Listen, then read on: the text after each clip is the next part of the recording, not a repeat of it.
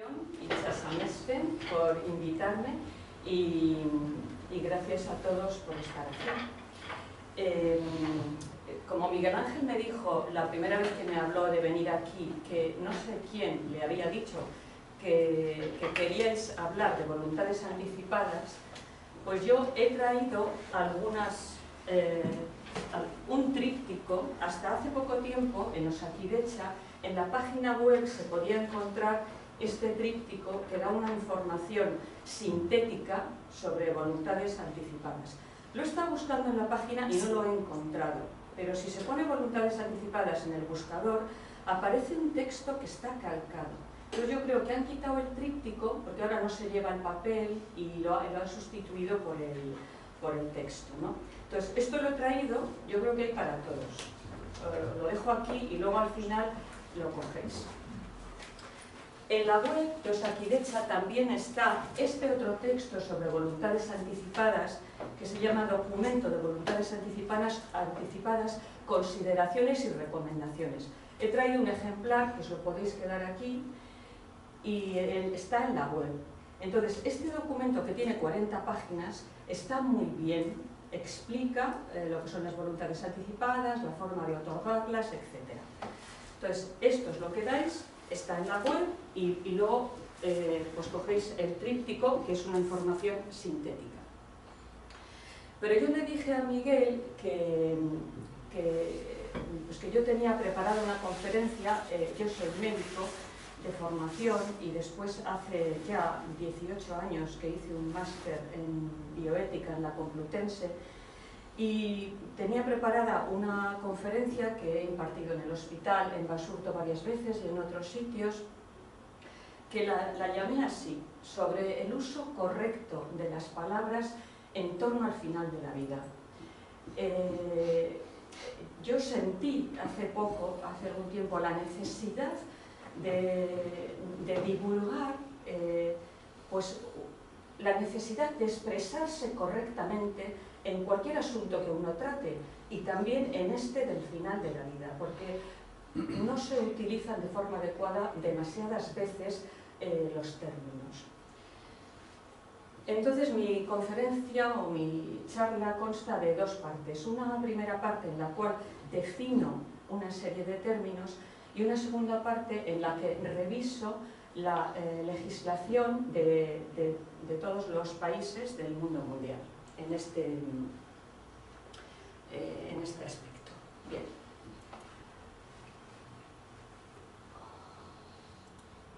Vale. Bueno, la señora del retrato es María Amalia de Sajonia.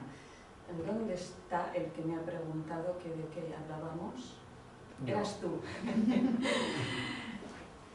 Vamos a hablar de la gestión del cuerpo.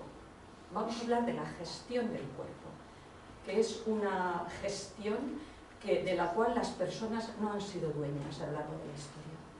Solo muy recientemente somos parcialmente dueños de la gestión de nuestro propio cuerpo. María Amalia de Sajonia,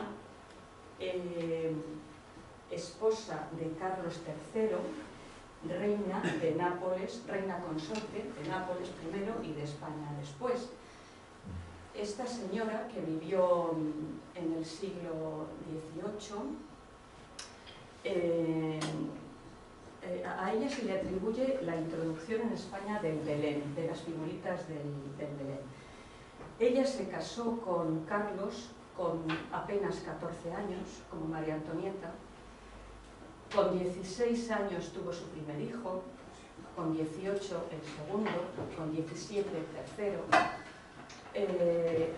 con 19 el tercero, con 20 el cuarto, con 21 el quinto, con 23 el sexto hijo, y así hasta 13. Ella murió con 36 de tuberculosis. De estos 13 hijos que tuvo, 5 murieron en la primera infancia. Nadie antes de los siglos XVII, XVIII, nadie pensó nunca en controlar los nacimientos, porque la ética en la que hemos vivido en Occidente ha sido una ética heredada de la naturalista griega que considera el orden natural el modelo de moral. La naturaleza ordenada es buena. La sexualidad y la procreación solo se han separado a mediados del siglo XX. Solo a mediados del siglo XX se produce la secularización de este espacio. Las personas se adueñan de la gestión de su sexualidad. Mediados del siglo XX. La sociedad en este momento está adueñándose de otro proceso, que es el proceso de morir, del que tampoco ha sido nunca dueña. Porque esa ética de la gestión del cuerpo ha sido una ética impuesta por sacerdotes, médicos y jueces, pero no por las propias personas, que nunca han tenido esa autonomía. Mediados del siglo XX se seculariza este espacio. Y hecha esta contextualización histórica para saber dónde estamos, ahora una contextualización semántica, a propósito del significado de las palabras. Las palabras son polisémicas, tienen diferentes significados, significan más de una cosa, y muchas veces estos diferentes significados son el contenido que se les ha dado a lo largo de los años, que ha sido distinto en unas épocas que en otras. Respecto de la muerte digna, durante siglos en nuestra cultura el paradigma de la muerte digna ha sido el de un caballero en el campo de batalla. Don Martín Vázquez de Arce, caballero de Santiago, muerto a la edad de 26 años en la Vega de Granada. Ha sido el paradigma de la muerte digna en nuestra cultura durante siglos. ¿Y nosotros qué podemos entender por muerte digna en nuestra época, en este momento? La Organización Médica Colegial es la institución que representa oficialmente a los médicos en España. Hay un grupo de trabajo que se llama Grupo de Trabajo Atención Médica al Final de la Vida, de la Organización Médica Colegial y de la Sociedad Española de Cuidados Paliativos. Entonces, he recurrido a las definiciones de este grupo de trabajo porque pienso que podemos aceptar que es la posición oficial de la sociedad, de nuestra sociedad en este momento. ¿Cómo definen muerte digna este grupo de trabajo? Supone vivir dignamente hasta el último momento. Ello requiere la consideración del enfermo como ser humano hasta el momento de la muerte, el respeto a sus creencias y valores, así como su participación en la toma de decisiones mediante una relación cercana y sincera con el equipo asistencial. Se asocia el hecho de morir con dignidad a la ausencia de sufrimiento. Me quedo o remarco lo de consideración del enfermo como ser humano hasta el momento de su muerte. Philippe Ariès, que es un historiador francés muy importante, en un libro, en una obra monumental que se llama El hombre ante la muerte, donde explica de una manera excelente la posición del pensamiento occidental ante la muerte, dice que en nuestra sociedad, él muere en 1977, que en nuestra sociedad el moribundo carece de estatus, que es un excluido social. Yo pienso que esto justamente es lo que está dejando de pasar. O sea, la sociedad está consiguiendo un estatus para el moribundo. Justamente en todas las sociedades, en todas las comunidades autónomas están apareciendo leyes de muerte que se llaman de muerte digna, y en muchos países del mundo se está legislando al respecto, sobre la forma de morir.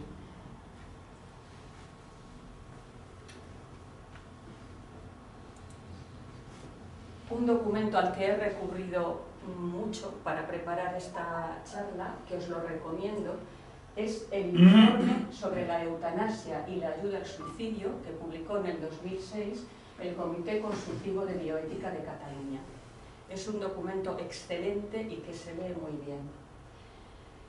Ellos dicen Morir dignamente implica poder acabar la vida de acuerdo con ese hilo de coherencia que ha atado al cuerpo el pensamiento, la memoria, las creencias y el hacer de cada día con la gente del entorno.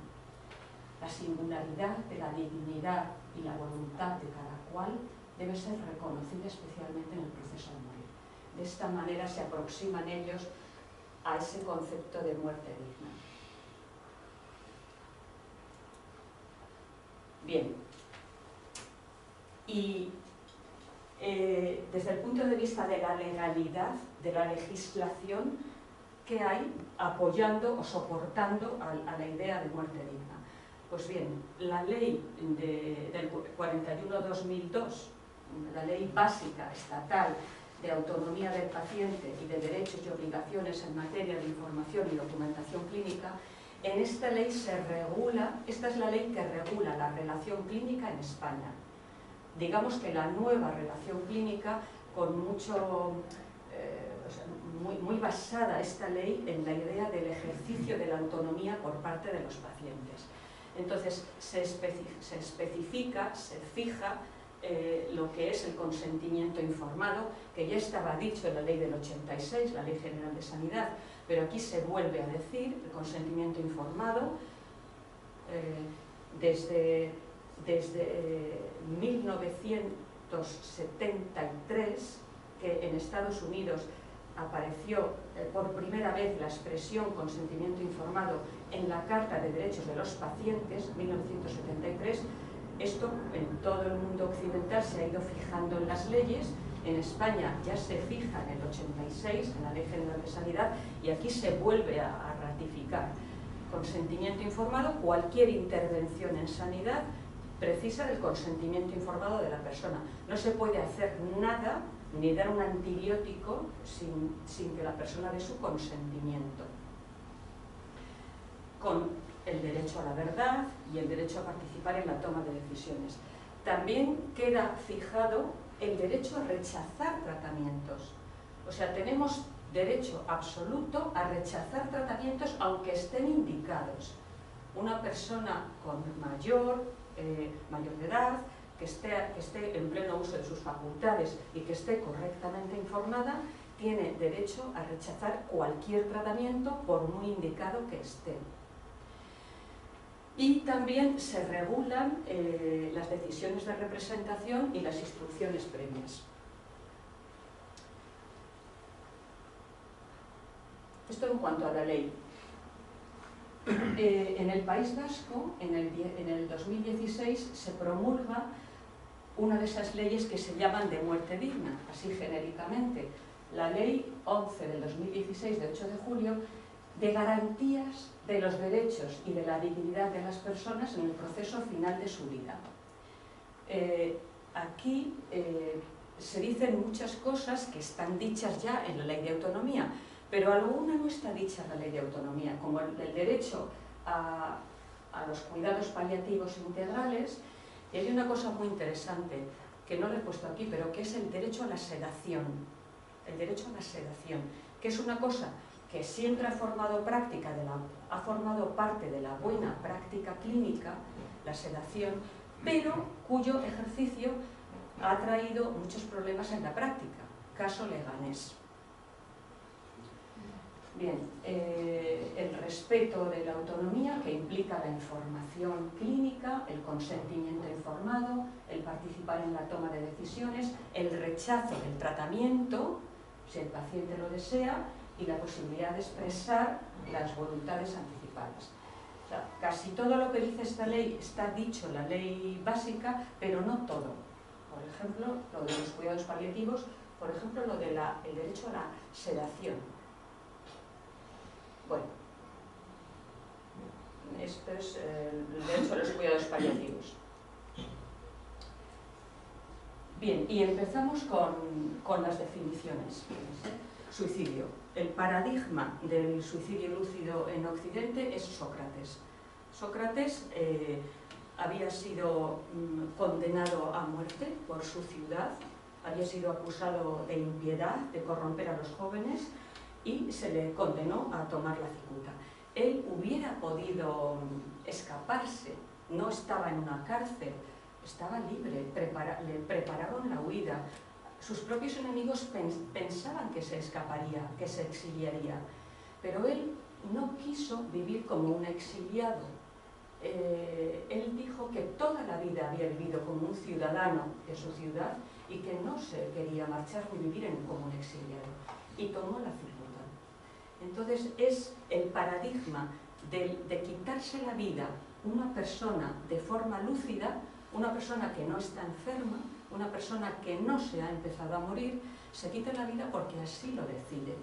Paradigma de suicidio lúcido. Dale, Miguel. Suicidio asistido. Voy a definición de la Asociación Europea de Cuidados Paliativos. Acción por la que una persona ayuda intencionadamente a otra persona a terminar su vida, ante una solicitud voluntaria y competente de la segunda. Suicidio médicamente asistido. Seguimos con la Asociación Europea de Cuidados Paliativos. Acción por la que un médico intencionadamente ayuda a una persona a terminar con su vida, proporcionando medicamentos listos para la autoadministración, ante una solicitud voluntaria y competente de dicha persona. Suicidio asistido. El caso más conocido en España es el de Ramón Sampedro. Era un marinero gallego que, siendo muy joven, con 25 años, sufrió un accidente que le dejó tetrapléjico, paralítico del cuello para abajo. Así vivió 30 años. Repetidas veces solicitó que se le ayudara a suicidarse. Bien, al final, como no pudo conseguirlo legalmente, su, no sé si amiga o compañera, Ramona Maneiro, pues le ayudó. Suicidio asistido. Suicidio médicamente asistido. Pues tal vez un caso muy conocido es este caso. Este médico, Timothy Cui, actualmente es un jefe de cuidados paliativos que trabaja en Rochester. Y este señor en el 1991, publicó un artículo que fue famosísimo, que se llamaba así, Diana, en una revista muy importante, en el New England Journal of Medicine. Publicó este artículo en el cual contaba cómo había proporcionado barbitúricos para suicidarse a una paciente suya, no siendo esto legal. Su paciente era una chica de 45 años, me parece, que ya había pasado un cáncer ginecológico. Él la conocía desde 8 años atrás. Esta mujer debutó con una leucemia gravísima, que el pronóstico de supervivencia era del 25%, después de pasar varias líneas de quimioterapia, un trasplante de médula, con toda la incertidumbre que eso conlleva. La mejor expectativa era el 25% después de un tratamiento largo y muy penoso, a esta mujer que ya había sufrido un cáncer ginecológico y muchas dificultades en la vida. Entonces ella decidió no tratarse. Bueno, entonces él cuenta en el artículo cómo estuvo a su lado, la ayudó, la asesoró, la informó, etc. Y cómo finalmente receta barbitúricos y le explica los barbitúricos que hay que tomar, las dosis para conciliar el sueño y las dosis para suicidarse. Y finalmente esta mujer pues se suicida. Se suicida ella sola para no implicar a su familia, y él en el artículo pues se lamenta de lo que considera que es una injusticia, de que alguien deba morir sola para no implicar a su familia, para no implicar a su médico. Se lamenta de esa injusticia, ¿no? Tal vez sea este, pues por lo menos es un caso muy conocido de suicidio médicamente asistido. Eutanasia. Aquí vamos con una de esas palabras que a lo largo de la historia han cambiado de significación, no han venido significando lo mismo.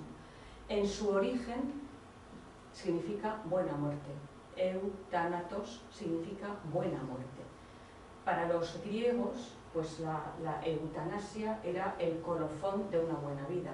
Una buena muerte era una forma muy correcta de terminar una buena vida. ¿Qué significa para nosotros eutanasia?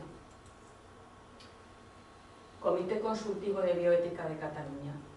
Acciones realizadas por otras personas a petición expresa y reiterada de un paciente que padece un sufrimiento físico o psíquico como consecuencia de una enfermedad incurable que él vive como inaceptable, indigna y como un mal, para causarle la muerte de manera rápida, eficaz e indolora.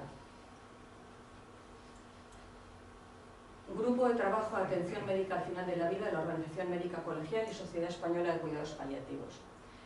Es la provocación intencionada de la muerte de una persona que padece una enfermedad avanzada o terminal a petición expresa de ésta en un contexto médico.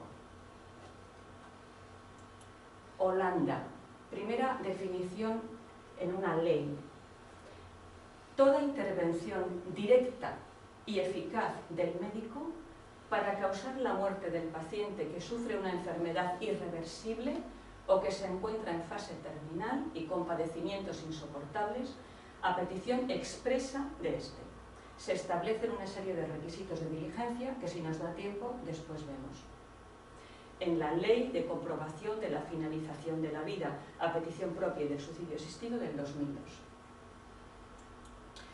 Es decir, que en nuestra sociedad occidente y en este momento, eutanasia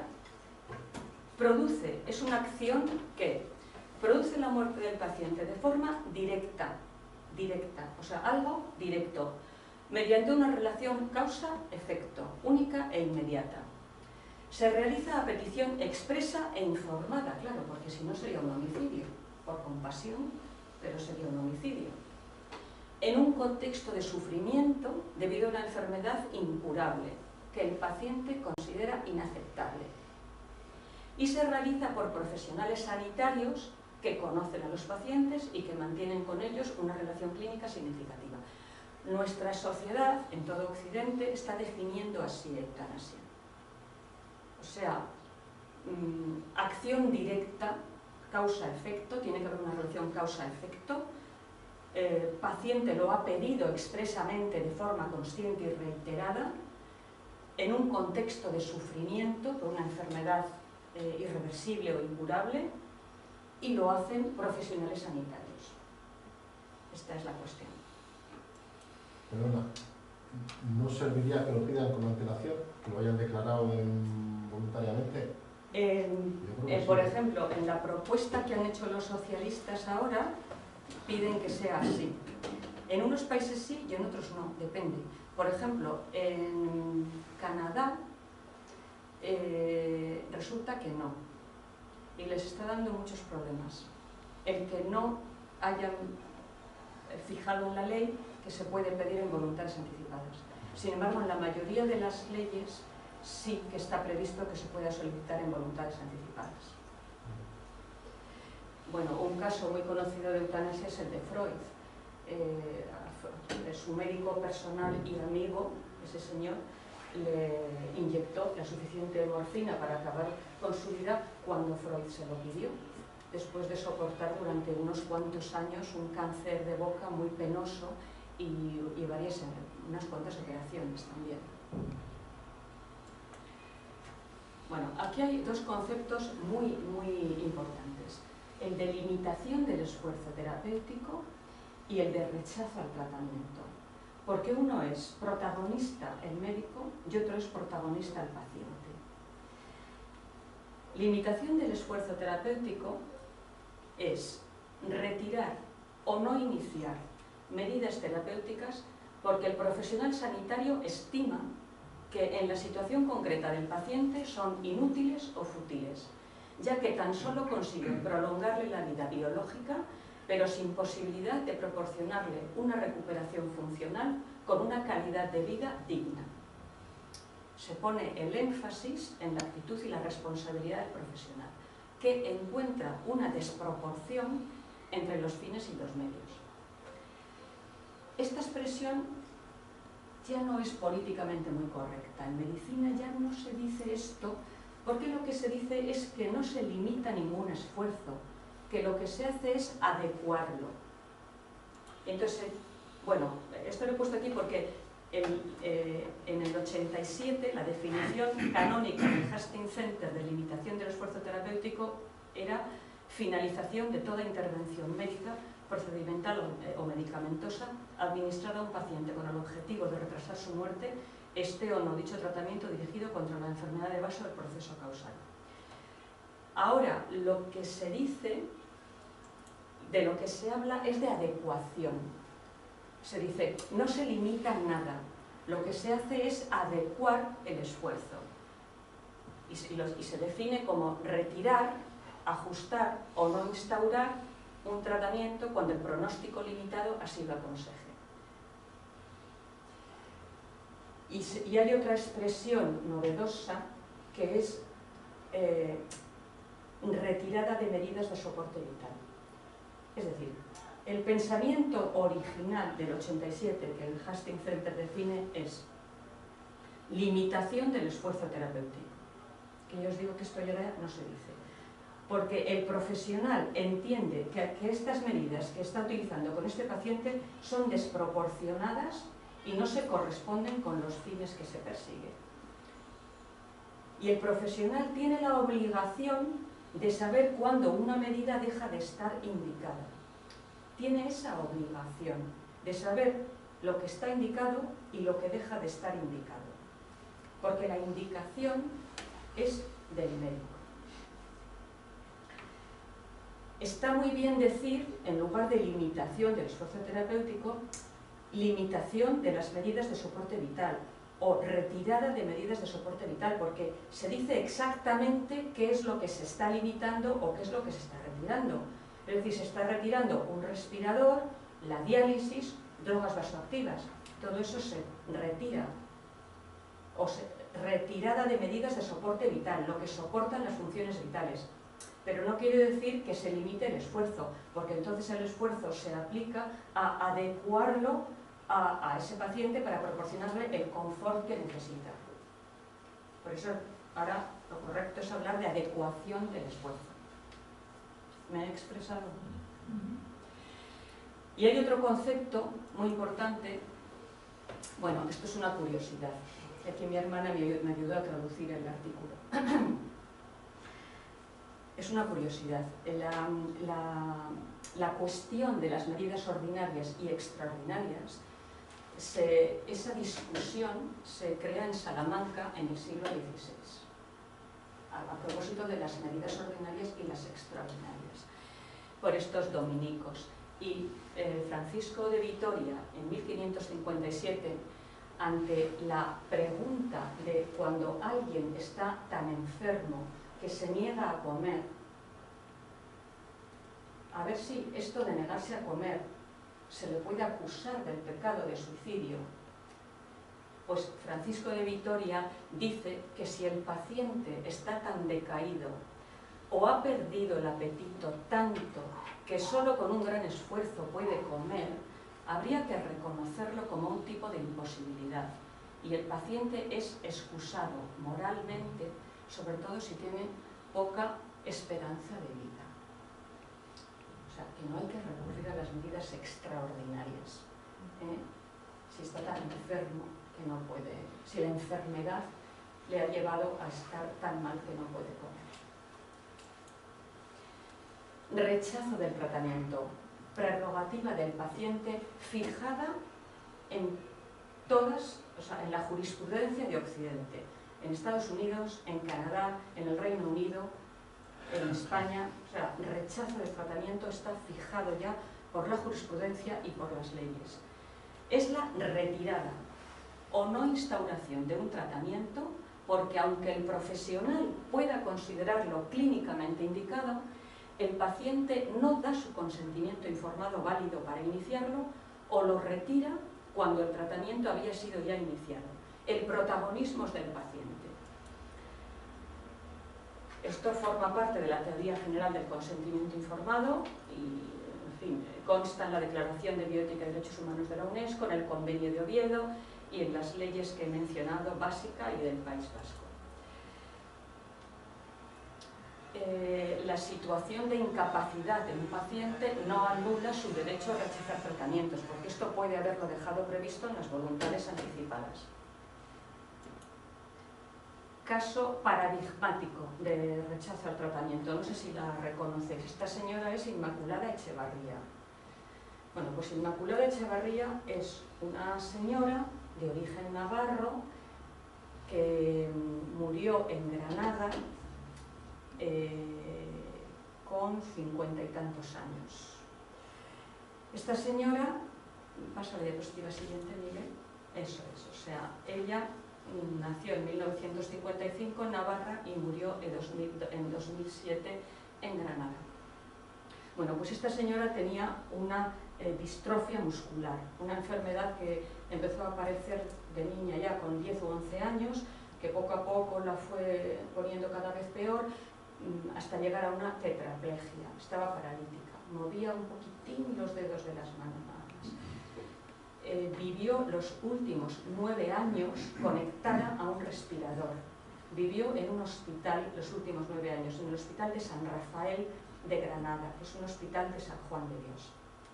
Entonces ella solicitó varias veces que le fuera retirado el respirador. Al final, pues muy bien asesorada, solicitó formalmente que se le retirara el respirador. Ella, si se le retiraba el respirador, se moría porque dejaba de respirar. Entonces solicitaba ser sedada y que se le quitara el respirador. Entonces, el hospital este de San Rafael, que era un hospital de los hermanos de San Juan de Dios, en realidad el tema del respirador dependía del hospital de San Cecilio, que es un hospital público. Entonces hicieron la consulta al Comité de Ética del Hospital de San Cecilio. Este Comité de Ética del Hospital de San Cecilio se inhibió, os cuento esto con tanto detalle porque es crucial. Este hospital se inhibió en favor de la Comisión de Bioética de Andalucía. Es que esto lo tengo que decir bien para no equivocarme. La Comisión de Bioética de Andalucía pues es un órgano colegiado, consultivo, de participación y asistencia en materia de ética y de investigación sanitaria. Está adscrita a la Consejería de Salud. Esta comisión estudió el caso y concluyó que se trataba de un caso de rechazo al tratamiento y que era perfectamente legal. Entonces el hospital, con este informe, lo remitió al Consejo Consultivo de Andalucía, que es un órgano autonómico que no depende de ninguna institución y que es el superior órgano consultivo del Consejo de Gobierno de Andalucía en materia jurídica. Este consejo también estudió el caso y ratificó la decisión del Comité de Bioética. Dijeron que se trataba de un caso de rechazo del tratamiento y que se ajustaba a derecho. Entonces esta señora, el equipo asistencial que la atendía en San Rafael estaba dispuesto a acceder a su petición y la dirección del hospital también. Pero como era un hospital católico, pues recibió muchas presiones del Vaticano y entonces trasladaron a la paciente a otro hospital, al Hospital de San Juan de Dios, que era un hospital público, y allí la acompañó el equipo médico, el equipo sanitario que la atendía habitualmente, y en ese hospital público la sedaron y la quitaron el respirador. Rechazo del tratamiento. Hay que decir que una organización de extrema derecha, que ahora no me acuerdo cómo se llama, denunció a la Consejería de Salud, al órgano consultivo al Comité de Bioética, les denunció a todos y el caso fue archivado por la Fiscalía porque se ratificó que era rechazo del tratamiento. Lo he contado tan extenso como para que se os quede un poco, porque esto en otro momento se hubiera llamado eutanasia pasiva. O sea, le quitamos el respirador a esta señora y se muere, eutanasia pasiva. Bueno, pues no, porque en este momento la eutanasia pasiva no existe. O sea, la eutanasia, estamos acordando, los miembros de la sociedad, que es solamente, se está definiendo así en las leyes, es una acción directa, con una relación causa-efecto que acaba con la vida de una persona. Quitarle un respirador es rechazo del tratamiento, se llama así. Esa señora no quiere vivir con un respirador y esta sociedad occidental reconoce ese derecho al ejercicio de la autonomía y a que le quiten un respirador con el que no quiere vivir, o a dejarse de dializar, o cualquier otra medida de soporte vital. Medidas de soporte vital, las que están soportando las funciones vitales. Un respirador, una máquina de diálisis, drogas vasoactivas. ¿Alguna otra, Miguel? Ya no se me ocurre. Más rechazo del tratamiento. Nancy Cruzan. Este también es otro caso pues muy conocido, muy conocido. Nancy Cruzan. Esta chica de 20 y pocos, tenía 24, sufrió un accidente de coche, salió despedida del coche y se quedó con la cabeza dentro del agua. Cuando la rescataron, la reanimaron, bueno, pues había tenido una parada cardiorrespiratoria, había sufrido una anoxia cerebral y fue diagnosticada de estado vegetativo permanente. O sea, el cerebro es como una finca de pisos, o sea, arriba del todo está la corteza cerebral y abajo del todo, a la altura del cuello casi, ahí está el tronco del encéfalo. En el tronco del encéfalo residen los centros vitales, el centro de la respiración, el centro de la circulación, de manera que alguien con la corteza cerebral machacada puede vivir décadas si el tronco del encéfalo está indemne. Esta chica fue diagnosticada de estado vegetativo permanente. En el 87, sus padres solicitaron la retirada de la sonda de alimentación. Tenía hecha una gastrostomía, un agujerito en el estómago y por ahí se le alimentaba. Este caso fue el primero que llegó al Tribunal Supremo de los Estados Unidos en 1990, porque pasó hubo unos cuantos juicios aquí, pero el Tribunal de Missouri no accedía a quitarle la sonda de alimentación. Esta chica respiraba ella sola, respiraba ella sola y mantenía tensiones, tenía el tronco del encéfalo indemne, pero claro, no podía comer, le daban por una sonda de alimentación. Entonces, el Tribunal Supremo, en su sentencia, dijo, o ratificó, el derecho del paciente competente a rechazar tratamientos. Retirar la sonda de alimentación no difiere de suspender otro tratamiento de soporte vital. Porque hay gente, hay una opinión que es que la alimentación y la nutrición no es un tratamiento, sino que es un cuidado. Pero esto jurisprudencialmente está dicho que no es distinto tener una sonda de alimentación que tener otro tratamiento médico. Porque la sonda es un artificio, por muy barato que sea y por muy disponible que esté. Y lo que dijeron el Tribunal Supremo es que se requiere un alto estándar de evidencia de los deseos del paciente para poder retirar la sonda. Es decir, lo que el tribunal exigía era una evidencia absoluta o muy alta de que esta chica no hubiera querido vivir así. Entonces los padres siguieron recopilando evidencias. Un amigo testificó que había hablado con ella, que ella no hubiera querido vivir así, y le fue retirada la sonda en diciembre de 1990, cuando el Tribunal Supremo de Missouri consideró probado que ella no habría querido seguir viviendo en esas condiciones. O sea, requieren la voluntad de la persona, ¿no? En este caso, que alguien asegure que esa era su voluntad. Y se la retiró la alimentación en 1990, después de 7 años. Bueno, seguimos con las definiciones. Instrucciones previas o voluntades, pero bueno, sobre todo me interesaba mucho el tema del rechazo del tratamiento y de la limitación del esfuerzo terapéutico, porque aquí es con lo que sigue habiendo gente que habla de eutanasia pasiva y se está definiendo en todas partes, aunque lo de los socialistas han hecho un proyecto de ley que tiene una redacción absolutamente confusa. Pero bueno, que la eutanasia es algo directo, relación causa-efecto. Quitar un respirador, quitar un aparato de diálisis, a la gente lo que la mata es su enfermedad. Es su enfermedad. Inmaculada Echevarría dejó de respirar porque tenía una distrofia miotónica y no le funcionaban los músculos. Por eso. Bueno, documento de instrucciones previas o de voluntades anticipadas.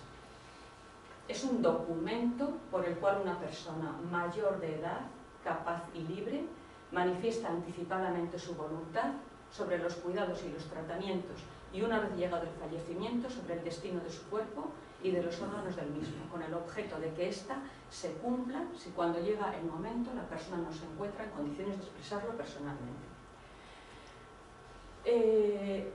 Es muy interesante comprender que el documento de voluntades anticipadas, para que sea útil, debe de ser el colofón de un proceso de planificación de los últimos momentos de la vida, de un proceso de planificación, porque si no, ese documento trae muchos problemas. Hicieron un estudio en Estados Unidos de miles de pacientes mayores, no me acuerdo ahora de cuántos eran, sí, pero muchísimos, igual 5.000 pacientes. Hicieron un estudio sobre el cumplimiento o el respeto o no respeto a las instrucciones previas y vieron que mayoritariamente no se habían respetado. ¿Por qué? Pues porque muchos documentos resultan ambiguos a la hora de interpretarlos. Lo que se aconseja es redactarlos acompañado pues del médico de cabecera, de un médico especialista, pero acompañado, justamente para que el documento no resulte ambiguo. Entonces, la planificación anticipada de los cuidados, según el grupo de trabajo de atención médica al final de la vida, es la expresión del proceso de toma de decisiones anticipadas de un paciente capaz, informado y ayudado por el equipo asistencial acerca de la atención que desea recibir en posibles escenarios clínicos futuros sobre los que el paciente expresa sus preferencias para el caso en que ya no pueda decidir personalmente.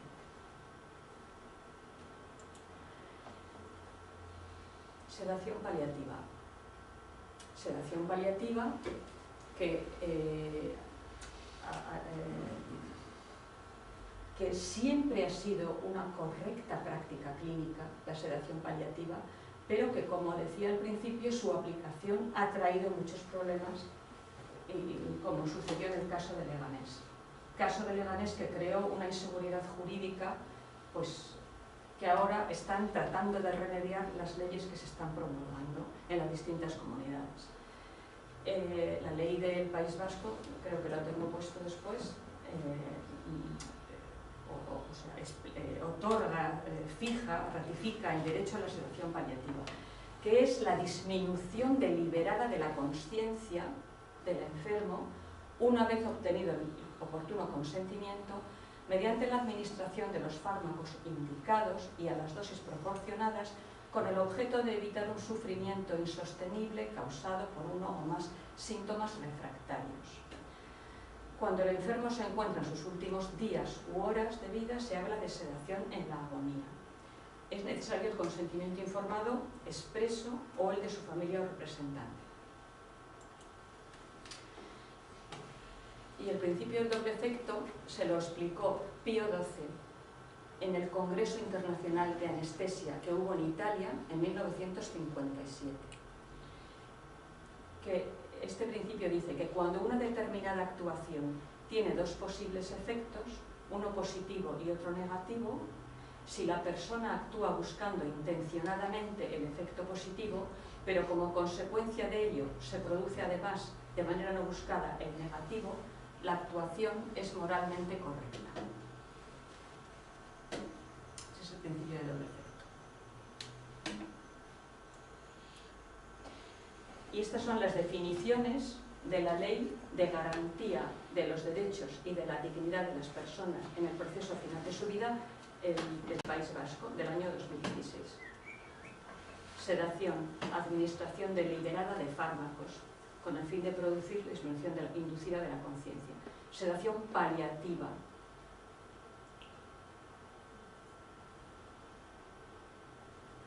Sedación terminal. Está definida y está dicho que se tiene derecho a ella, cosa que siempre ha sido legal y éticamente correcta, pero que ahora se tiene la seguridad jurídica con las leyes de las distintas comunidades que lo están fijando. Por lo tanto, en este momento, ¿cuál es la situación ética y jurídica en España? Pues, respecto a la limitación del esfuerzo terapéutico, al rechazo del tratamiento, a la retirada del consentimiento, a la aplicación de voluntades anticipadas y a la sedación paliativa, hay un acuerdo ético suficiente y todo es correcto y es legal en derecho. Respecto a la eutanasia y al suicidio médicamente asistido, pues todavía no.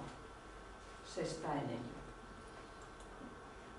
El artículo 143 del Código Penal... El suicidio médicamente asistido no lo has definido, ¿no? Sí, sí lo he definido.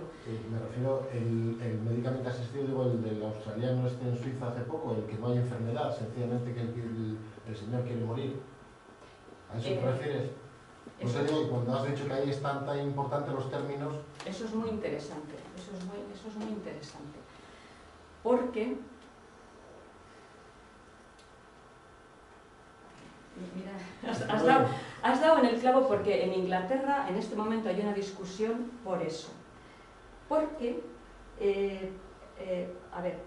hay quien acepta poner en la ley, porque de momento en la proposición de los socialistas o de los de Podemos o en la mayoría de los, yo creo que en todos los países donde existen leyes que despenalizan la eutanasia o el suicidio asistido, es en un contexto de enfermedad y sufrimiento irreversible. Lo que pasa es que Suiza es el único país que no ha despenalizado nada. Suiza no ha despenalizado nunca nada porque nunca ha estado penalizado, que es distinto. Ahora os lo digo enseguida. En Suiza no está penalizado ayudar al suicidio, entonces no lo han tenido que despenalizar. Y no hace falta ser un enfermo terminal. Pero solo en Suiza, porque en todos los demás países que se está despenalizando o legalizando la eutanasia y el suicidio asistido, se especifica que en un contexto de enfermedad incurable, irreversible, el único país en que esto no es así es Suiza. Artículo 143 del Código Penal actual: el que induzca el suicidio a otro será castigado con la pena de prisión, que coopere para el suicidio de una persona, el que causare o cooperare activamente actos necesarios y directos a la muerte de otro por petición expresa, seria e inequívoca de éste, en el caso de que la víctima sufriera una enfermedad grave que conduciría a su muerte o que produjera graves padecimientos permanentes, será castigado con la pena inferior en 1 o 2 grados a las señaladas tal. O sea que es un delito que está penado, lo que pasa es que disminuyen la pena si se reúnen estas condiciones.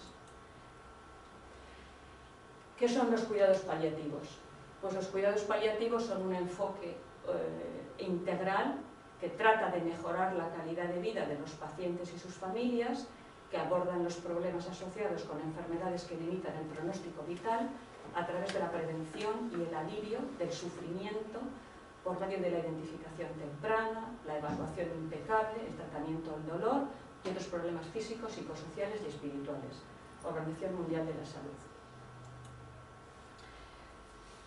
Proporcionan una atención integral a los pacientes cuya enfermedad no responde al tratamiento curativo y donde es primordial el control de los síntomas, especialmente del dolor, así como el abordaje de los problemas psicológicos, sociales y espirituales. Tienen un enfoque interdisciplinario e incluyen al paciente, la familia y su entorno. En todas las leyes comunitarias que se están otorgando, que se están promulgando en el Estado, se está definiendo este derecho a recibir cuidados paliativos. Y es un clamor que es una necesidad social imperativa el que existan unos cuidados paliativos que de verdad lleguen a toda la población, cosa que no pasa en este momento en España. Es bastante deficitario en este sentido. Bueno, entonces hasta aquí era la primera parte de mi presentación con definiciones. Ahora, pues, podemos seguir dando un vistazo a cómo está la legislación en el mundo. Entonces, ya veis que lo he ordenado más o menos cronológicamente, poniendo la fecha de la despenalización o de la promulgación de la ley que legaliza la eutanasia o el suicidio asistido, menos en Suiza. En Suiza no hay fecha. No hay fecha porque es un caso especial. En Suiza no está penalizada la ayuda al suicidio. Solo está penalizada si se demuestra un motivo egoísta. Si hay un motivo egoísta o económico, entonces está penalizado, pero si no, no. Entonces, en Suiza se puede suicidar una persona aunque no esté enferma. Ahora lo matizo un poco más cuando lleguemos a Suiza. Y bueno, entonces ya veis, Oregón fue el primer estado en Estados Unidos que legalizó el suicidio asistido en el 97 y luego, pues, estos son todos los países o estados en el mundo que tienen despenalizado o legalizado la ayuda médica para morir, porque es muy interesante. Fijaros las palabras. En la ley de Quebec, en la ley de Canadá, o sea, Quebec y luego del resto de Canadá, y en la ley de Australia, bueno, de Australia, del estado de Victoria, en Australia, ya no se dice, ni se dice eutanasia, ni se dice suicidio médicamente asistido. Ya las leyes solamente hablan de ayuda médica para morir. Nada más. Y sé que en Inglaterra hay una discusión entre ayuda médica para morir o suicidio médicamente asistido, por esta precisión que tú has hecho. Porque ayuda médica es dying, o sea, como muriendo, es la expresión, ¿no? Es no sé qué, dying, o sea, en la muerte, ayuda médica en la muerte, a quien se está muriendo. O sea, alguien que se está muriendo porque tiene una enfermedad irreversible, incurable, que le causa muchas penalidades, etc. Pasarle una silla a ese señor porque si no se va a... o que pase.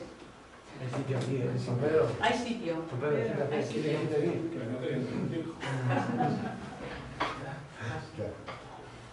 Bueno, pues... entonces, esta discusión que se trae, o sea, que una cosa es ayuda médica que se está muriendo, dying, en la muerte, o dying, en la muerte, alguien que está enfermo, que tiene una enfermedad terminal, irreversible, incurable, o suicidio médicamente asistido, que, por ejemplo, ¿qué pasa con la discapacidad? ¿Qué pasa con Ramón Sampedro? Ramón Sampedro no tenía una enfermedad, no se estaba muriendo. Inmaculada Echevarría tenía una enfermedad, pero no era una paciente terminal. Pero bueno, Inmaculada Echevarría fue rechazada al tratamiento. Pero Ramón Sampedro no tenía una enfermedad, no se estaba muriendo, no era un paciente terminal, tenía una discapacidad muy grave. Pues en Inglaterra sé que lo estaban discutiendo por esa terminología. Bien, entonces, Holanda. Bueno, de Holanda hay que decir que aunque la ley, que se llama así, de comprobación de la finalización de la vida a petición propia y del suicidio asistido es del 2002, llevan 20 años atrás practicando la eutanasias,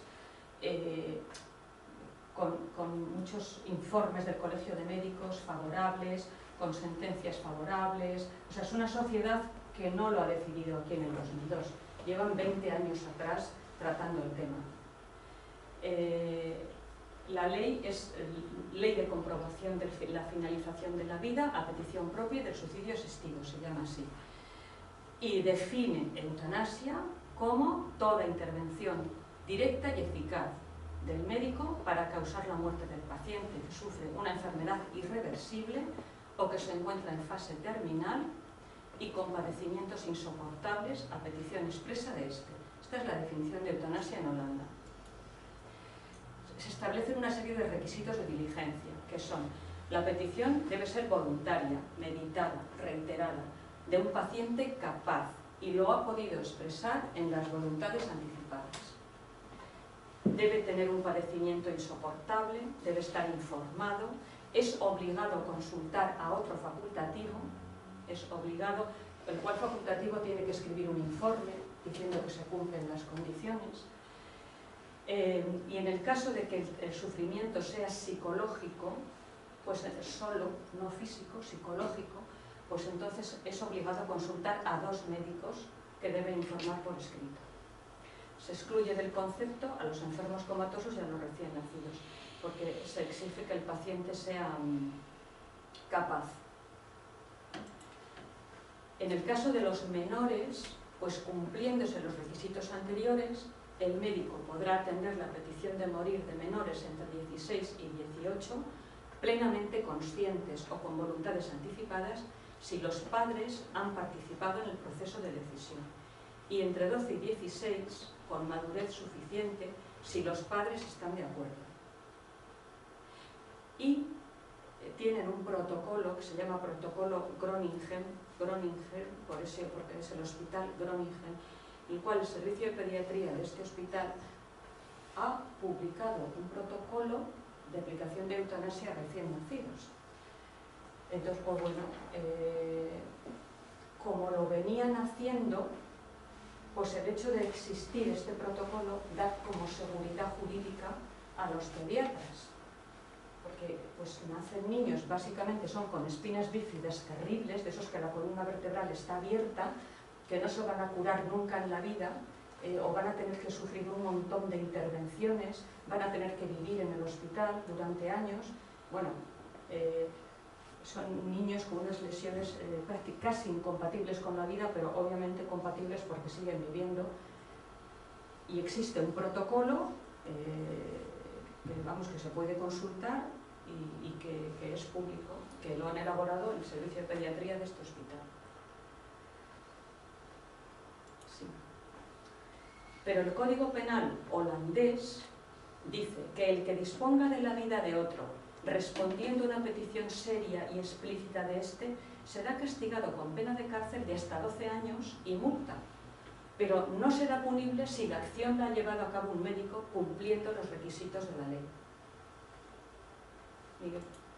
Y lo mismo, aquel que intencionadamente induzca a otro al suicidio, le preste auxilio o le facilite los medios necesarios para hacerlo, será castigado con pena de cárcel de hasta 3 años. No será castigado si la ayuda es prestada por un médico.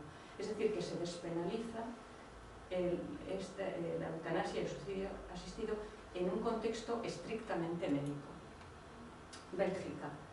Mayo del 2012, ley que legaliza la eutanasia. Requisitos: paciente mayor de edad o menor emancipado, capaz y consciente. En febrero del 2014 se amplía a menores de cualquier edad con consentimiento paterno. Petición voluntaria, reflexionada, reiterada, posibilidad de expresión en voluntades anticipadas. Padecimiento físico, psíquico constante e insuperable, condición patológica grave e incurable. Vamos a ver que se repite en casi todos los países. Obligación del médico en Bélgica: informar al paciente sobre la existencia de cuidados paliativos, reiterar el diálogo en los plazos de tiempo razonables, consultar a otro médico independiente que debe redactar un informe, dejar pasar un mes entre la petición y la realización de la eutanasia. Después de practicada, se debe enviar a la Comisión Federal de Control y Evaluación la documentación completa que establece la ley. Suiza. Pues es lo que os venía contando. No necesariamente tiene que contar con ayuda del médico. Como no han despenalizado nada, no está reglamentado. Y entonces se cuenta con el médico para la prescripción de las drogas, pero no es en un contexto médico donde se lleva a cabo la ayuda al suicidio, o no tiene por qué ser. Detrás de la actuación de quien ayuda no debe haber ninguna motivación egoísta ni de tipo personal o económico. Si esto se llegara a acreditar, el responsable sería perseguido penalmente. Entonces, en Suiza hay organizaciones voluntarias, ONGs, organizaciones voluntarias que ayudan al suicidio desde 1982. El EXIT, que tiene 2 sedes, en Zúrich y en Ginebra, Dignitas para personas extranjeras que van a Suiza y Ex Internacional también para personas extranjeras. Hay que decir que en Suiza existe una Comisión Nacional de Ética para la Medicina Humana, que es una comisión del gobierno, que tiene unos criterios de diligencia en la asistencia al suicidio. No vinculan como una ley, pero establece unos criterios de diligencia, que son, pues, o sea, que los tengo por aquí, me parece. Ay, que los anoté. Creo que lo tengo por aquí. Ah, pues no. Pero bueno, son así, está aquí. Los criterios de diligencia, o sea, la capacidad de la persona, que sea una persona capaz, que padezca un sufrimiento grave, en caso de enfermedad psíquica que se consulte a un especialista, que haya un periodo de reflexión, que estén exploradas otras alternativas de evolución de esa persona, que la evaluación la haga más de una sola persona. O sea, se establecen unas recomendaciones para estas asociaciones que ayudan al suicidio. Luxemburgo. En Luxemburgo, en el 2009, el mismo día de 2009, promulgan 2 leyes. Una ley relativa a los cuidados paliativos, a la directiva anticipada y al acompañamiento al final de la vida, y otra ley sobre eutanasia y asistencia al suicidio. Las promulgan a la vez.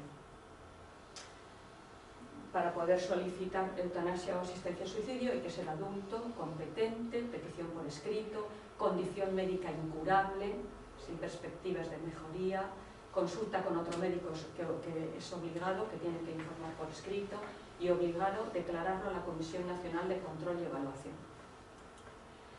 Estados Unidos, Oregón, en 1997 por referéndum. Permite la asistencia médica al suicidio. Requisitos: paciente terminal. En Europa, en ningún país se exige que el paciente sea terminal. Se habla de enfermedad incurable, irreversible, pero no se exige que sea terminal, porque terminal tiene una definición, es menos de 6 meses de pronóstico de vida. En Europa no se exige terminal, se exige enfermedad incurable, irreversible. En Oregón dicen en concreto expectativa de vida menor de 6 meses. Mayor de 18 años, plenamente capaz. Tiene que haber 2 peticiones por escrito, con 15 días entre las peticiones, 2 médicos obligadamente deben informar por escrito, y los médicos pueden recetar, no administrar, dosis letales de drogas para producir una muerte rápida. Es obligado que redacten un informe al Departamento de Salud. En Washington en el 2008, en Montana en el 2009, en Vermont en el 2013, en California en el 2015, se va legalizando o despenalizando el suicidio médicamente asistido. Y en los 4 estados para pacientes terminales. Copian esto de Oregón. Colombia. Colombia es el único país del mundo que ha reconocido la eutanasia como derecho fundamental por el Tribunal Constitucional, en una sentencia de 1998. Dicen que es un derecho de los enfermos directamente derivado del reconocimiento constitucional de la dignidad y la libertad individuales. Hasta mayo de 2015 no se legaliza la eutanasia como una ley para adultos con enfermedad terminal que produce un sufrimiento severo. Y el señor de la foto, que tenía un cáncer vestibular, fue el primero que se benefició de la eutanasia legal en Colombia, y su hijo es un dibujante muy famoso que firma como Matador y que ha hecho muchos dibujos sobre el tema de la eutanasia y del suicidio asistido. Quebec, 2014, Ley sobre los cuidados al final de la vida. Aquí ya no dice ni suicidio asistido ni dice eutanasia. La ley es sobre los cuidados al final de la vida. Dice que es asegurar a las personas al final de la vida cuidados respetuosos de su dignidad y de su autonomía. Y define los cuidados al final de la vida como cuidados paliativos, sedación paliativa e incluso ayuda médica para morir.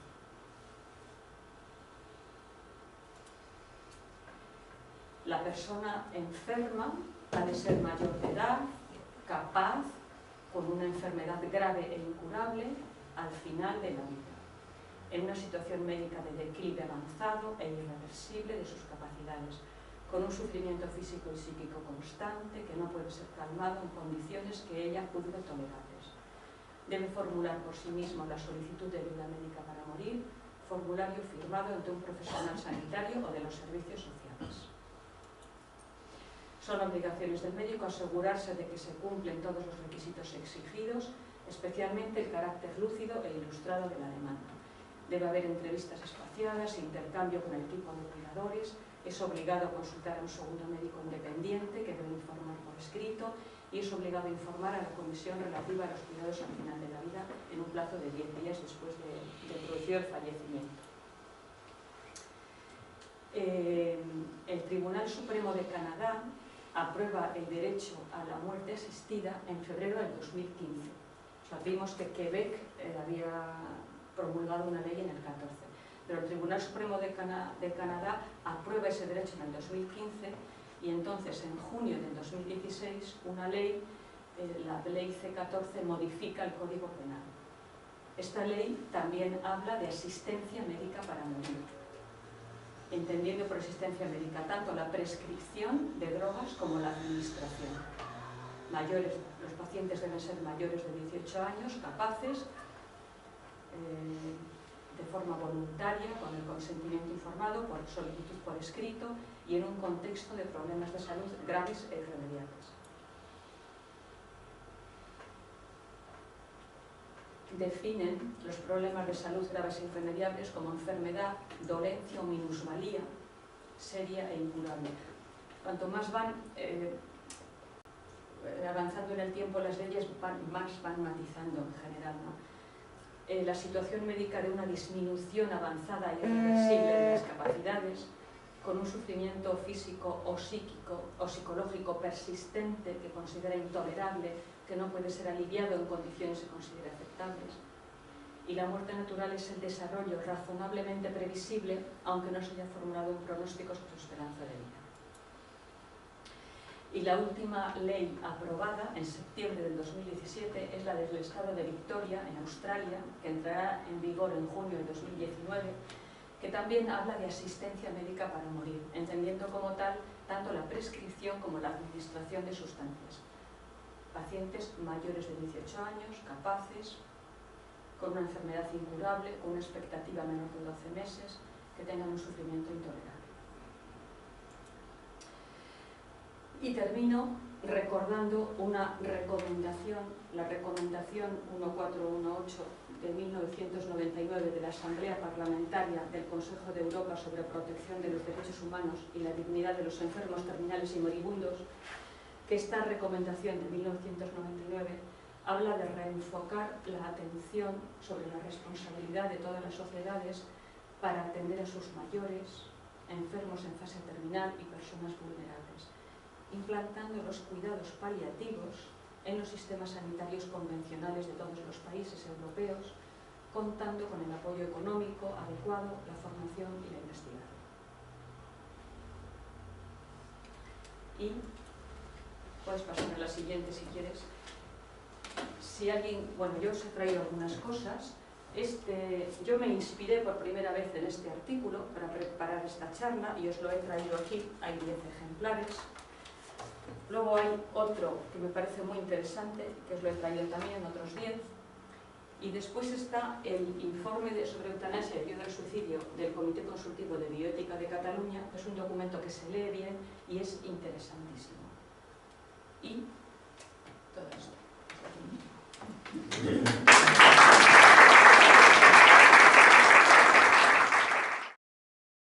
esos temas de cuando está una persona en una situación con o sea, una persona adulta y evidentemente está en esa fase que, ostras, que es un estrés psicológico. Entonces, claro, entra en la fase de depresión. Entonces, claro, una persona también se puede suicidar porque está en una fase depresiva.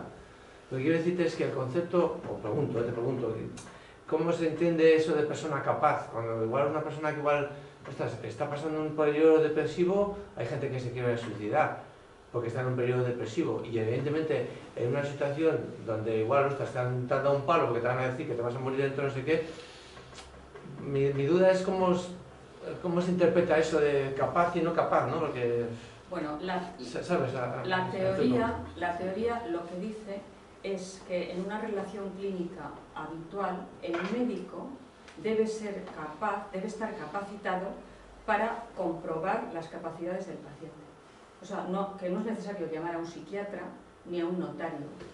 O sea, el médico debe ser capaz, o sea, debe de tener esa capacidad, esa cualificación, esa habilidad de darse cuenta de cómo está su paciente, de si es capaz o no es capaz. Y si tiene dudas, pues puede consultar a otro profesional. En algunas leyes se ha llegado a escribir que en caso de sufrimiento psicológico, pero claro, una persona puede querer terminar con su vida por un importantísimo sufrimiento psicológico. Eso puede pasar, de hecho ha pasado. Entonces decía, me parece que era Holanda, que en ese caso consultara a 2 facultativos. Y luego, perdón, que lo vuelva... Sí, porque en teoría, o sea, obviamente se debe descartar un estado de depresión clínica, claro, que no es lo mismo que la tristeza. Claro. O sea, quiero decir que muchas veces, o sea, una cosa es una depresión clínica, que verdaderamente una persona la pueda llevar a suicidarse, y otra cosa es estar triste. Obviamente no sería susceptible de solicitar la eutanasia en el suicidio asistido ni ayuda médica para morir una persona con un diagnóstico clínico de depresión. No, porque eso se entiende que es una enfermedad. Entiendo yo. Y luego... Porque de hecho se dice que si sobre el sufrimiento psicológico consultar a 2 facultativos. Y luego relacionándolo con eso también, claro, vuelves a tener, un familiar, tienes un familiar,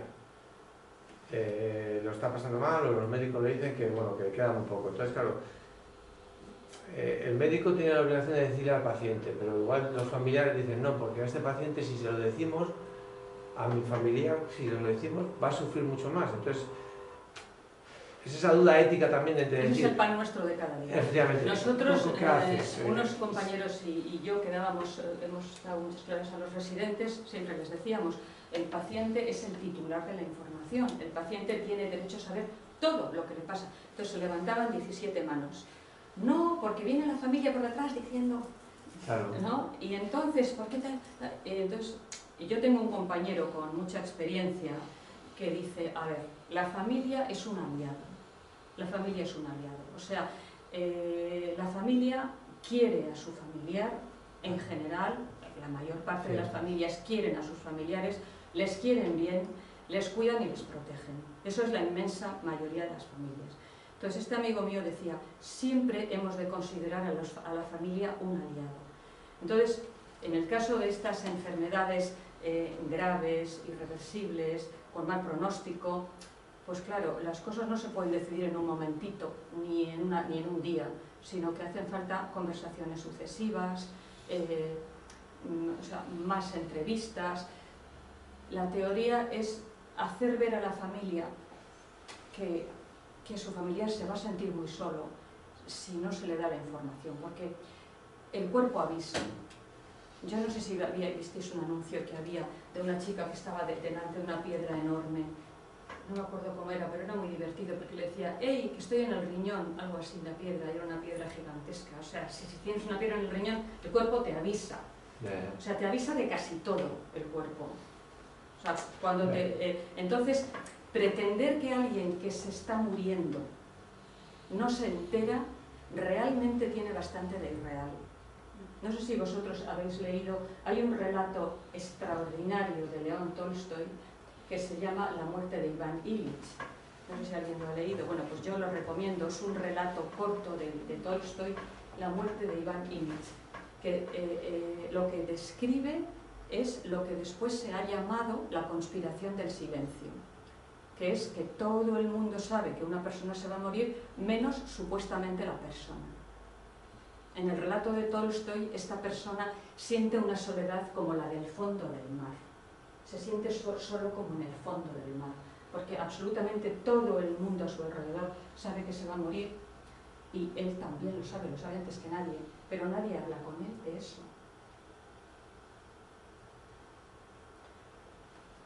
Eso es una cosa con la que todos los médicos, o muchísimos médicos, se enfrentan cada día, a que la familia no quiere que... El paciente, lo que dices tú, al de unos meses, al de unas semanas, el cuerpo se va dando cuenta que, ostras, que voy cayendo, que voy cayendo. Aparte que ahora, pero... claro, la gente va a darse las quimioterapias a sitios donde todo el mundo está poniéndose quimioterapias, en los hospitales de día, se les ha caído el pelo, todo el mundo sabe que tiene cáncer, es como imposible no enterarse. Además por oncología allí, está claro. Es muy difícil negar la realidad, ¿no? Sí, más. ¿Sabéis qué veo? Desde este punto. Yo quiero enfocarlo desde otro punto de vista. Estabas hablando de padecimientos, sufrimientos y demás, ¿no? Pero claro, hay casos, yo creo que era holandés, donde ya se está empezando a aplicar, o se aplica normalmente a gente ya con Alzheimer, donde ha dejado de conocer a sus familiares, no hay ningún padecimiento físico, lo único que igual hay algún episodio violento, alguna cosa de estas. Bueno, yo eso no sé, que es que se esté aplicando a gente con Alzheimer que no lo haya dejado expresado en voluntades. No, lo ha dejado expresado en voluntades, pero me refiero que no hay ese padecimiento o ese sufrimiento, la enfermedad con Alzheimer realmente no está sufriendo dolor, no tiene nada, lo único que ha dejado de funcionar su cerebro y su memoria y demás, ¿no? Entonces, claro, estamos en una sociedad que el porcentaje de gente mayor, ¿no?, es cada vez más amplio, económicamente eso tiene un costo también, el sistema puede favorecer en un momento dado, porque claro, una cosa es la regulación normativa y su aplicación burocrática, y otra cosa es cuando eso se convierte en burocratismo, porque al final tiene que haber informe de un médico, un psicólogo y tal, claro que hay informes. Todas las clínicas de abortos durante años han tenido informes de médico y psicólogo, pero ni el psicólogo veía a la chica y el médico era la intervención de 10 minutos para hacer el aborto y punto. El expediente rellenado completamente con todas las firmas, pero en la realidad, o sea, eso es el burocratismo, ¿no?, la perversión de la ley, ¿no?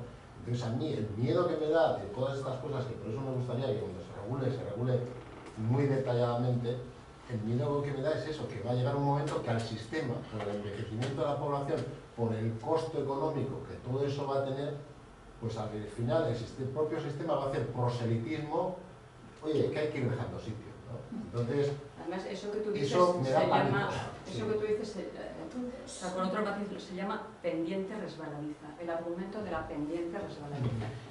Dicen los que esgrimen este argumento que, bueno, pues que hoy se legaliza o se despenaliza la eutanasia para, pues, enfermos terminales, gente con un gran sufrimiento, etcétera, ¿no? O sea, unas condiciones muy rigurosas, y dentro de 10 años, pues los pacientes mayores con mucha pérdida de autonomía, bien de la cabeza, pero que cuestan mucho dinero y que han perdido mucha autonomía, notan que sobran, y que se les está empujando a... Van a tener pánico a entrar al hospital, pues claro. Ese es el argumento de la pendiente resbaladiza, sí. Bueno, vivimos en... Y las propias familias. No hay por qué morir en el hospital tampoco, ¿no? No, claro que no hay por qué morir. Lo que pasa es que para morir en casa hace falta, en primer lugar, una familia que sepa y pueda cuidar a una persona, que sepa y que pueda. Y eso casi no hay, familias que saben y quieren y pueden cuidar a un moribundo. Pero sí, claro que se puede morir en casa. Hombre, pero lo que pasa, yo tengo la experiencia de que a mí mis familiares, por ahora mis padres, mueren en casa, o mueren. Y eso yo creo que estamos en un mundo que no soporta la verdad. esos tragos. Y entonces, ese es el tema, si no hay otro. Y luego también has comentado otra cosa que me parece importante, los cuidados paliativos, no sé cuál, eso es cuestión de dinero. Si tú estás en una sociedad que dedica dinero a eso, si no hay dinero para residencias, si hay gente que está en casa que no se puede atender y no hay residencias. Entonces, no sé, veo que hay una congruencia.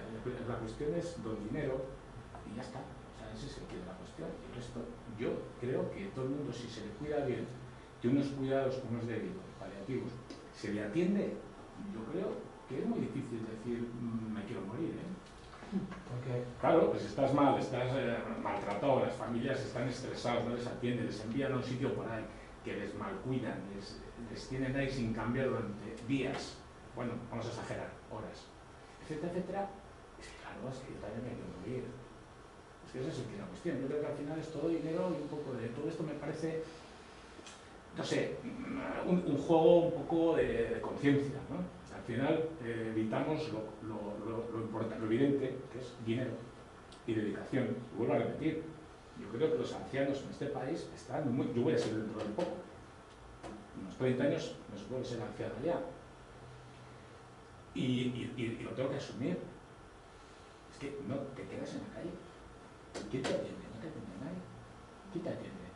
Sí, sí, ese es un problema. Ese es un problema de las sociedades occidentales. Claro, ¿cuántos geriatras hay en este país? Prácticamente no hay. Casi no existe la... Bueno, casi no hay. Y resulta que la sociedad decimos que dentro de pocos años vamos a ser casi un 40%, dentro poquito. Yo voy a pertenecer a ese grupo. Hay algo que no encaja. Pero tú piensas, de los que aprueban el MIR con las buenas notas, los 300 primeros, ¿cuántos eligen geriatría? Ninguno. Oye, Elena, perdona, y en lo que dice, digamos, en el ambiente, digamos, de investigación o de los comités éticos o lo que sea, como lo llamen, digamos, ¿qué se recomienda o qué es la tendencia a lo de mejor la muerte digna en casa de un paciente que está en efectos terminales, en momentos terminales, o en el hospital? Y antes de preguntarte, te voy a decir, antes de que me responda, te voy a decir mi opinión. O sea, yo, mi opinión, mi padre falleció en casa y yo creo que fue lo mejor que pudimos hacer. O sea, traerle para casa, que está todos ahí en el hospital, en los pasillos, no sé qué. Estábamos todos en casa, mi madre estaba atendida, venían, o sea, mi padre venían, pues ya entró nos dijo, ya dijo el médico que vino ya, la médico, entró agonizando, entonces ya en periodo de agonía o eso. Entonces, ahí a partir de ese momento, sedación. Y estuvo totalmente, o sea, yo creo que fue lo mejor, en mi opinión, ¿eh? Entonces, ahora yo quiero preguntarte a ti, ¿qué es la tendencia? ¿Qué observas tú o la tendencia, qué es la recomendación? ¿Cuál es la recomendación? Yo no he leído tendencias ni recomendaciones. La inmensa mayoría de la gente muere en los hospitales.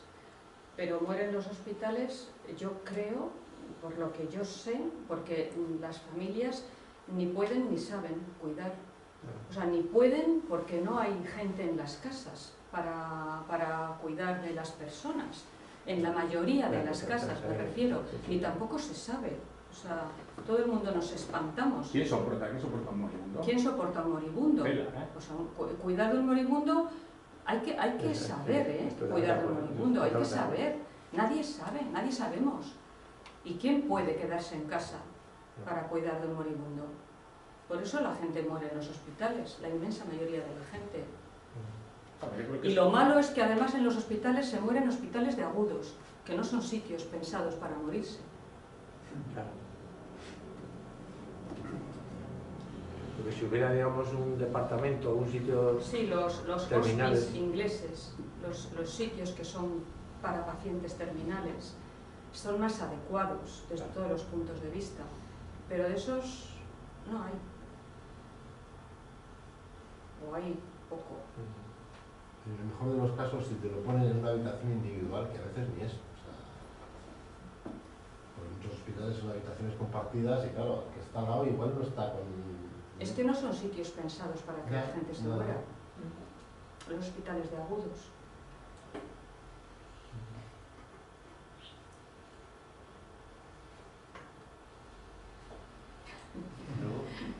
Había un libro que era El Mundo Feliz, no sé qué, Un Mundo Feliz. Sí, Hace muchos, sí. Huxley. Sí. ¿Cuántos años? Como hace 30 años o 40 años, igual más. Y lo dejaba descrito completamente. Y me acuerdo que lo leímos y tal, y lo comentamos y hablamos y tal, no sé qué, joder, pues sí. Pero bueno. Sería interesante, como complemento a todo lo que hemos oído, que nos has dicho tú, otro día, invitarle, por ejemplo, a Jacinto Batiz. ¿Sí? Ya lo conoces. Sí, sí. Porque Bueno, Jacinto Batiz es otro enfoque. Jacinto Batiz es un paliativista, su fuerte son los cuidados paliativos y, bueno, eso, él es un defensor acérrimo de los cuidados paliativos, como no puede dejar de serlo nadie. O sea, es fundamental poder disponer de unos buenos cuidados paliativos. Lo que pasa es que los buenos cuidados paliativos, los excelentes cuidados paliativos, no están reñidos con que además exista la ayuda médica para morir. No es una cosa incompatible con la otra, es perfectamente compatible. Lo que pasa es que es más barato la ayuda para morir que el cuidado. Sí, y también es verdad que hay una cierta pelea entre los paliativistas y los no paliativistas, pero bueno, en fin, que los cuidados paliativos a nadie se le ocurre decir que no son. Yo, ¿por qué he terminado con esa diapositiva? Que voy a la recomendación del 99 del Consejo de Ministros, pues porque debería de ser lo primero en atender una red muy suficiente de cuidados paliativos en todo el Estado. Se supone una gran inversión también por parte del Estado, crear centros especiales de cuidados paliativos. Equipos. Por ejemplo, está aquí. Sobre todo equipos. Y el Peribrigir es que es impresionante para el Valle de Brón. Y es destinado precisamente para eso. Pero fíjate, si hubiera equipos de cuidados paliativos domiciliarios de calidad, igual se moría más gente en casa, con unos buenos equipos de cuidados paliativos. Eso es. Yo tengo una amiga enfermera que trabajó 10 años en una unidad de cuidados paliativos domiciliarios de la Asociación Española contra el Cáncer en Madrid, que tenían médico, enfermera, psicólogo y trabajador social en la unidad. Debían funcionar muy bien, por lo que ella cuenta. Entonces dice que mucha gente moría en casa, pero claro, estaban muy arropados. Es otra política de verdad, de hacer frente a cuidados paliativos. Cuidados paliativos. Pero claro, si no hay una unidad de cuidados paliativos que funcione, que atiendan los domicilios, pues la gente no se va a quedar en el domicilio. Luego, otra pregunta, por ejemplo, yo en las películas americanas que está la figura del paramédico. Porque es que hay un tema que yo veo que, por ejemplo, las enfermeras tienen una cualificación profesional muy pequeñita. Y ahora ya no, ¿eh? Ahora, no sé, es un comentario. Ahora estudian casi medicina, ¿eh? Ahora, las que salen ahora... Sí, no me refiero a que estudien, me refiero a que después puedan ejercerlo. Es decir, que veo también que puede haber personal por ahí médico que puede ser más barato, que se puede abaratar creando ahí una figura intermedia que no necesita igual tener tanta formación, sino que una formación específica para un trabajo concreto. Es decir, que no necesitas una carrera, un médico, ¿cuántos años tiene que estar estudiando? 6 de carrera Más y luego, 4 de residencia. Son 10, eso es mucho dinero, ¿no? Sí. Ahora cada vez se potencia más esa figura, ¿eh? Aquí están las enfermeras de enlace con primaria, ahora que se está potenciando mucho la relación hospital-primaria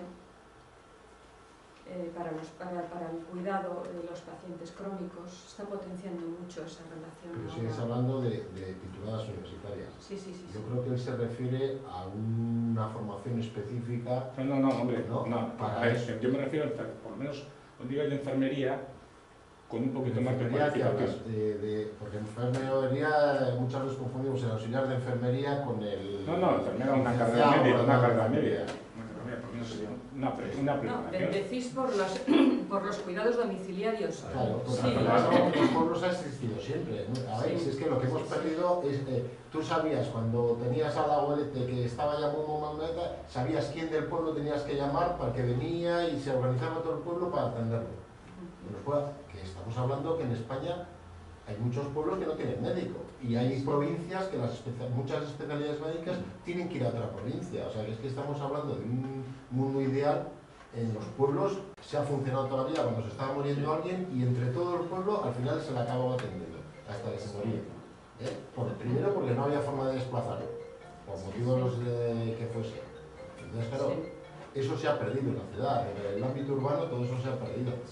Pero yo creo que tampoco hace falta hacer una carrera de 4 años igual para hacer esos cuidados en el domicilio. Sin embargo, sí prepararle específicamente para eso, porque tiene que ser una formación psicológica también muy importante, no sé, tiene que tener un conjunto que igual no es el estándar de un graduado en enfermería. De momento, la hospitalización a domicilio, que es lo que más se parece a una unidad de cuidados paliativos domiciliaria, la forman médicos y enfermeras. Sí, porque está el punto de vista sanitario, pero es que todo hay un punto de vista psicológico, un punto de vista social, que igual el perfil del profesional tenía que diseñarse adecuado. Pues ya digo que en esta unidad de cuidados paliativos de la Sociedad Española de Cuidados de Oncología, sí que eran médico, enfermera, psicólogo y trabajador social. No sé exactamente de qué forma trabajaban, pero muy en coordinación con el hospital. Sí, pero estás hablando de un equipo multidisciplinar. Sí. Yo te digo, a raíz de hilando con lo que ha dicho el diseño de un profesional, que aúne un poco eso, porque claro, tú no vas a mandar el equipo con la furgoneta y los 4 o 5 profesionales a la casa del sujeto. Pero igual sí tiene que pasar todos los días por la mañana y por la tarde y tal, un profesional para estar con la familia y estar con el paciente. Entonces, ese profesional tendrá que tener ciertos elementos, un poco de la carrera de trabajador social, un poco de la carrera de enfermería y un poco de la carrera de psicología, por ejemplo, ¿no? No sé si lo Pues eso no sé. De momento lo que hay es enfermeras. Porque estamos en una sociedad muy medicalizada, o sea, si es así. Es como los partos, al final es que tiene que ir el ginecólogo a todos los partos. A ver, que han nacido niños en toda la historia en el pueblo y no ha habido un ginecólogo. Bueno, yo te digo que en condiciones de naturaleza, de cada 16 mujeres, una se muere, ¿eh? O sea, que han nacido toda la vida con mucha mortalidad materna y perinatal. O sea, en condiciones de naturaleza, tú las dejas parir y de cada 16 se muere una.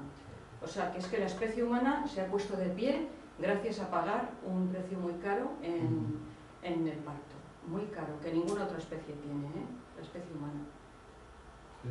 Pero ahora está esto de las necesarias, que muchas veces que hubiesen sido innecesarias, pero el médico tenía prisa. Puede ser. El ginecólogo tenía prisa. O sea que... Puede ser. Bueno, yo no quiero hacerme mayor. Ya. Bueno, de todas maneras, a mí sí que... A mí me resulta muy interesante e importante esto de adueñarse del proceso de la propia muerte. Es decir, que no sea otro el dueño, no el médico misericordioso de los cuidados paliativos que tiene que encontrar unos síntomas refractarios para poner una sedación terminal, sino poder uno anticiparse cuando uno quiere ser dueño de su propia vida y de su propia muerte. Pero eso es una opinión mía. Yo, o sea, me parece muy bien, además estoy de acuerdo contigo con el criterio además de tener unas voluntades y tal, evidentemente nadie quiere.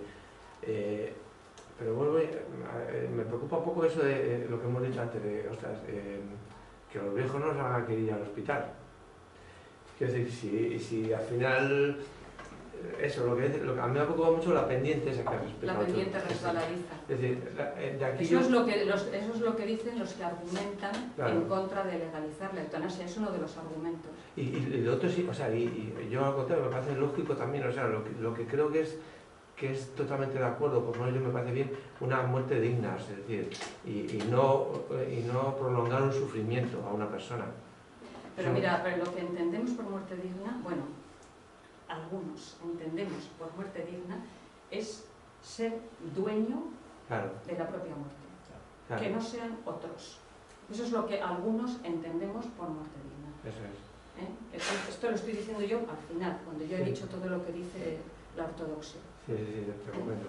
Pero el kit de la cuestión está ahí, en adueñarse de un espacio de gestión, como lo de la sexualidad y la procreación, que ahora ya sí que somos dueños, nos parece la mar de normal disociar la sexualidad de la procreación, pero esto es de hace 4 días, ¿eh? Pues lo mismo, el mismo proceso, adueñarse del proceso de morir. Hombre, yo lo que por experiencia con mis padres, ¿no? Y por más gente, es que cuando uno está enfermo, cuando uno se está muriendo, se deja, se abandona y no toma muchas decisiones porque está perdido, tiene miedo. Sí. Y entonces eso lo veo como eso de que yo voy a tomar una decisión, no tomar ninguna. Donde tú le digas. Está hablando de dos cosas distintas, ¿eh? Tú estás hablándolo desde el punto de vista de una persona muy mayor y ella está hablándolo desde un punto de vista de una enfermedad terminal. Bueno, no muy mayor, pero cuando estás La enfermedad terminal puede ser una persona relativamente joven, o sea que tiene una evolución porque es una enfermedad de largo. Bueno, claro, igual que razón, sí. Claro, está hablando de... Claro. Estáis hablando de enfermedades terminales, sufrimientos, tal. Hay una cosa que con la vejez ocurre y es que te quedas como un vegetal. ¿Eso también? Y no has hecho voluntades anticipadas. O imagínate que las has hecho. ¿Qué es lo que puedes hacer? Y tú ya no decides nada. ¿Quién decide? ¿Qué puede decidir? Hombre, Vegetal, pues, vegetal. lo que sí que se pueden hacer son voluntades anticipadas. Lo que pasa es que las voluntades anticipadas o sea, hay que matizarlas. Porque mira, en este documento, a ver, el que he traído para que sepáis que existe, el de consideraciones y recomendaciones, aquí, por ejemplo, hay un modelo. Y en este modelo pues se dice que uno rechaza la alimentación artificial. O sea, por ejemplo, yo puedo escribir que si mi grado de demencia llega a un momento en que no reconozco a mis seres queridos, o sea, vivo sin reconocer a mis seres queridos en un estado de mutismo, no quiero alimentación ni nutrición artificial. O sea, ni hidratación artificial. ¿Eh? ¿Quieres que te la den a la boca? ¿Te la tragas? No, eso no es artificial, perdona. Luego hay una definición. La definición artificial es sonda nasogástrica o gastrostomía. Eso es la definición de artificial. Tú te puedes quedar vegetal en tu casa. Sí, bueno, pero a ver... Y no reconocer a tus seres queridos. Estoy hablando de un caso real. Sí. Que es uno, pero hay millones. Sí. Y no reconoces a tus seres queridos. Sí. Y no reconoces nada. Sí. Y no hablas. Y te cagas encima. Y no eres capaz de hacer absolutamente nada, porque cuando digo vegetal, lo voy a volver a repetir. Vegetal. ¿Vale? Y más de 90 años. Y de esos hay, sí. En muchas casas. En mi casa hay uno que no ha hecho voluntades anticipadas. Y si no le das la papilla a la boca, con una paciencia que te espero, que no se la das tú, porque se la da una paraguaya, y si no le cambias el donotis, y le subes con la burba, y le bajas con la burba, y todo el día en la silla de ruedas, y tira para acá, y tira para allá, o sea, paliativo no, si tú le dejas ahí, se muere. Bueno, pues y si le vas a un hospital, entonces le pondrás una sonda, porque en un hospital no le vas a tener, no le vas a estar dando, hoy una sonda. En el hospital le pondrían una sonda, pero hay millones que no están en el hospital, están en casa. Y además tendrías muchas dificultades si no le quieres poner la sonda. Pero si esa persona concreta que tú estás describiendo hubiera hecho un documento de voluntades anticipadas diciendo que llegado una situación así no quiere alimentación o nutrición artificial, entonces cuando empiece a atragantarse y le sea necesario ponerle la sonda, entonces ya es muy difícil oponerse a no ponerle la sonda, porque ya esa persona ha expresado su voluntad. Lo que es muy complicado es no poner la sonda si la persona no ha expresado su voluntad, porque para eso hay que mojarse. O sea, ¿quién decide que no se pone la sonda a esa persona porque estés hablando? ¿Quién lo decide? ¿Quién lo decide si tú no tienes una voluntad expresada por él? ¿Quién toma esa decisión por otra persona? Pero si esa persona hubiera dicho, no quiero alimentación artificial, no quiero ningún tipo de sonda. Esa persona legalmente ya está incapacitada. No, no pero... puede tomar, no puede tomar No, ninguna decisión. lo que está Lo que siempre se exige es la voluntad de la persona, siempre. Eutanasia, suicidio asistido, rechazo del tratamiento, todo lo que tú quieras, condición sine qua non, voluntad de la No persona. tiene capacidad de expresarla esa persona. Pues entonces la hemos fastidiado. Esa persona, vuelvo a repetir, si está en un estado vegetal, es un estado vegetal de Ya, comunicación. pero tú no puedes tomar. ¿No? O sea, legalmente, Legalmente no puedes hacer nada.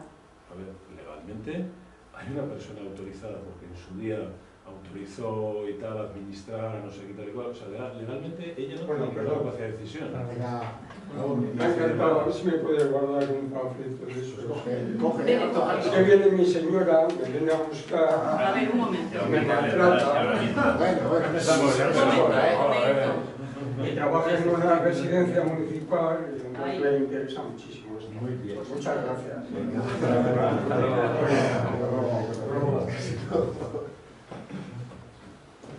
Hay otro aspecto que creo que también debería ser ya para otra ocasión, es cómo tratar al moribundo que lo tienes en tus brazos. ¿Qué decirle? ¿Cómo transmitirle la paz al tránsito? Eso me parece dificilísimo.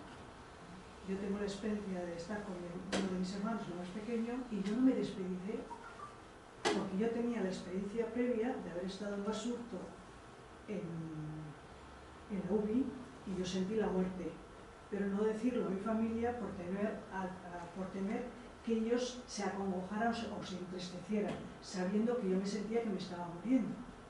Y ellos a la vez no me decían nada para que yo estuviese tranquila. Entonces, ¿cómo yo eso lo transmití y actué de esa manera con mi hermano? Cuando creo que sí hay que, no sé qué hacer, si es bueno decir o es mejor tranquilizar y hablar de cosas agradables, contar un chiste, contar historias de cuando éramos pequeños. Es que no sé qué es lo más adecuado. Mira, yo he traído un libro que me ha servido también, pero si quieres te doy la referencia. Os escribo algo hay un librito que se llama Ayudar a morir, de una doctora inglesa que ha sido médico de cabecera en Londres 30 años o algo así. Y es un libro muy bonito, muy pequeño, se llama así, Ayudar a morir. Es muy interesante. Si quieres os doy la referencia. Estaría bien a la hora de hacer la reseña en la página web de la asociación poner ese libro. Sí, se llama así, Ayudar a morir. Hay mucho al respecto, yo tengo un montón de documentación al respecto.